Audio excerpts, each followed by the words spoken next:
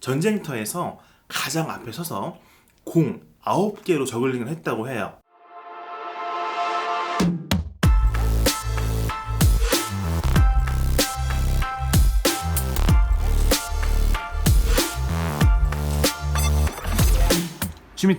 취미탐험 신비의 세계에 오신 것을 환영합니다. 타운라전 곰씨고요. 오늘 취미탐험은 저글링입니다. 그동안 제가 아끼고 아껴왔던 주제 중 하나인데요. 바로 저글링의 역사에 대해서 알려드리려고 합니다. 취미타움에서는 지금까지 저글링을 하는 방법에 대해서 알려드렸고요. 또 여러분은 저글링을 하는 방법에 대해서만 관심이 있었지 저글링 역사에 대해서는 관심이 없었을 거예요. 여러분과 여러분 주변을 보더라도 저글링의 역사에 대해서 아는 사람은 없을 겁니다.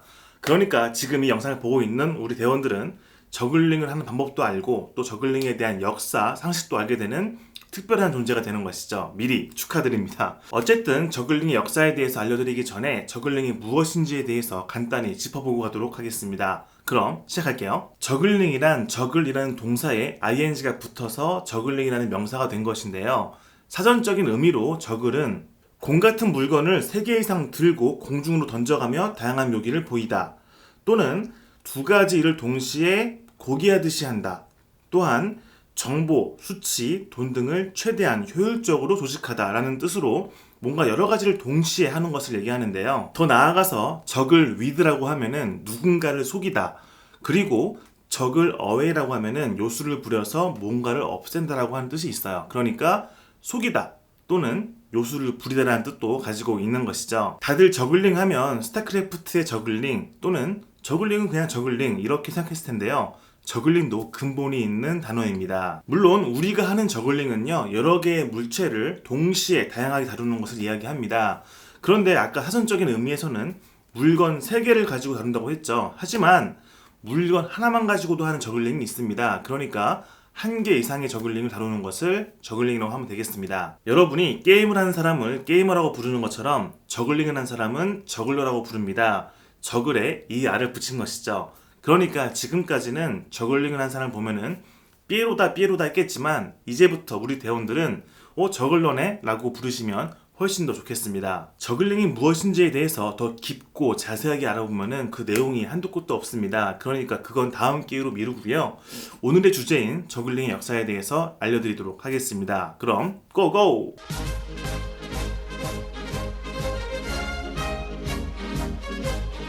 저글링에 대한 가장 오래된 기록은요, 기원전 15세기에 베니 하산이라고 하는 이집트 왕자의 무덤에 있는 벽화인데요. 그 벽화에는 여성 무용수와 고개사들이 공을 던지고 받는 저글링을 하는 모습이 그려져 있는데요. 바로 이것입니다.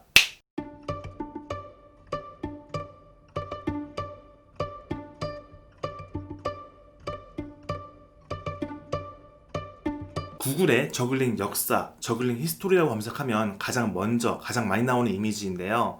이러한 고대 저글링의 기록은요, 이집트, 그리스, 그리고 중국, 멕시코, 아즈텍, 로마 등등 다양한 곳에서 많이 나온다고 하는데 그만큼 저글링이 얼마나 오래됐는지는 알아보기가 좀 어렵습니다.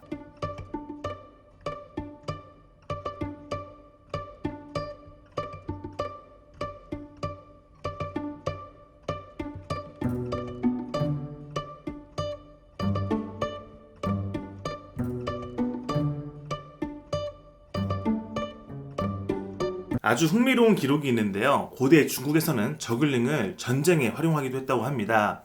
기록에 따르면 용사 시와옹 일리야오라고 하는 사람이 있었나봐요. 그 사람이 전쟁터에서 가장 앞에 서서 공 9개로 저글링을 했다고 해요. 그러니까 그걸 본 상대 적군이 도망갔다고 하는데 2개의 손으로 9개나 되는 공을 혼자서 돌리고 있으니까 보이지 않는 손이 있다거나 또는 초인적인 힘을 가진 주술사 같아서 두려움이 컸을 것 같습니다. 그리고 중세 유럽에서는 종교인들을 중심으로 역사가 이루어지다 보니까 저글링을 하는 공연자들을 뭔가 사기를 친다, 요술을 부린다는 식으로 비난을 했다고 해요. 아마도 광대 같은 공연자들이 고위 관료나 부패한 종교인들을 풍자하는 그런 활동도 했다 보니까 아마도 눈엣 가시 같아서 아예 그들이 하는 저글링 같은 것도 보기가 싫었겠죠.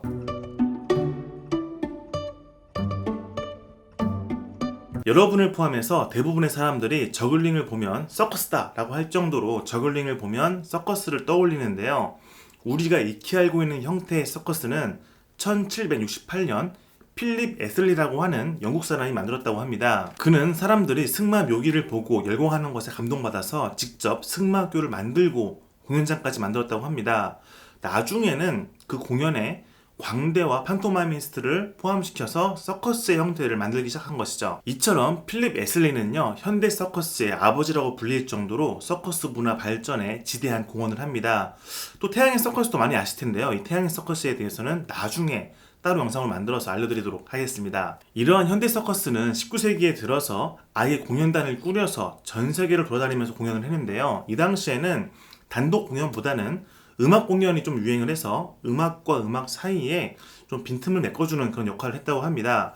이 시기에 공연을 정말 많이 하다 보니까요, 저글링에 대한 노하우도 많이 쌓이고 또 저글링 도구에 대한 발전도 많이 있다고 하는데요. 서커스에서 주로 선보이는 차력 아시죠? 차력하면은 뭔가 몸을 때린다거나 뭔가 부신다거나 하는 초인적 힘을 보여주는데, 아마 뭐 칼을 삼키는 것도 그런 차력이겠죠.